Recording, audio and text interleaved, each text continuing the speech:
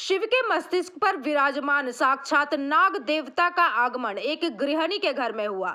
बता दें कि यह घटना जामुड़िया विधानसभा क्षेत्र के बोरो एक अंतर्गत वार्ड संख्या 1 इलाके में स्थित रुईदास पाड़ा छोरा आम बागान की है, जहां नारायणी सेवा करने वाले अशोक रुईदास की पत्नी मिठू रुईदास के घर में यह चमत्कार देखने को मिला। इस विषय में स्थानीय निवासी नकुल रुईदास ने बताया कि मिठू रुईदास और उनके पति अशोक रुईदास यहां पर लंबे समय से पूरी श्रद्धा के साथ नारायण पूजा करते आए हैं और नाग देवता ने उन्हें साक्षात दर्शन भी दे दिए। वहीं मिठू रुईदास ने बताया कि बीते रात नाग भगवान उनके सपने में आए थे और उन्हें आदेश दिया कि वह आज उनके घर में आ रहे, परंतु मिठू को यह सिर्फ एक सपना लगा। लेकिन आज सुबह नाग भगवान साक्षात उनके घर में आ गए। उन्होंने कहा कि उनके ऊपर भगवान की अलौकिक अनुकंपा है, अतः पूरे रुईदास परिवार ने नाग देवता की पूजा की। उनका कहना है कि नाग देवता लगभग 3 घंटे तक उनके घर में रहने के बाद भी बिना किसी को हानि पहुंचाए चले गए। बता दें कि नाग देवता के दर्शन के लिए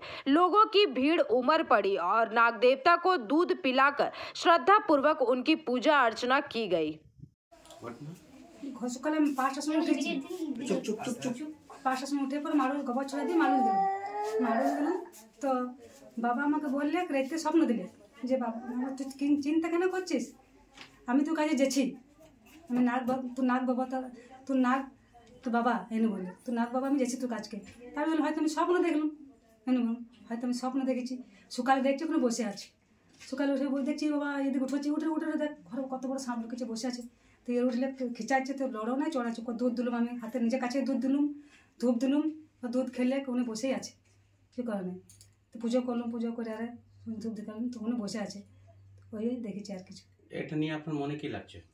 বাবাই বেটে, আমি ওকে স্মরণেই বসে থাকি, ওকে 3 রাত জলের থেকে বাবাকে নিয়ে এসেছি, নারায়ণকে আমি জলেই পেয়েছি, জলের থেকেই নিয়ে এসেছি বৃহস্পতিবার। তো তখন থেকে পুজো করা, বাবা বলে আমার পুজো দিয়ে বৃহস্পতিবারে বুঝো, আমার পুজো বৃহস্পতিবার খুব ধুমধাম হয়। আপনার নাম কি হলো? আমার নাম হলো মিঠু দাস। শুনেছিলাম সেখানে অনেক ভিড় হয়েছিল।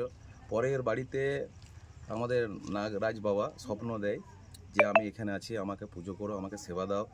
তো সেটা কিন্তু প্রথমে বুঝতে পারিনি। তারপর কি হলো, হঠাৎ দেখছে বাড়িতে একটা ওই ডিপি হয়েছে, যে ওই ডিপিকে আমাদের হিন্দু ধর্মে সবাই পুজো করে এবং মানে অনেকেও দুধও ওখানে ঢেলে পুজো দেয়। এখন ব্যাপারটা হচ্ছে যে তখনও আমাদের এখানে প্রচুর মানুষের সমাগম হয়েছিল, ভিড় হয়েছিল দেখার জন্য ওই ডিপিটাকে। তো এই ছোট একটা ঘর, মানে বিরাট কিছু নেই, ওইটুকু জায়গার মধ্যে ওই ডিপিটাকে পুজো দেয়।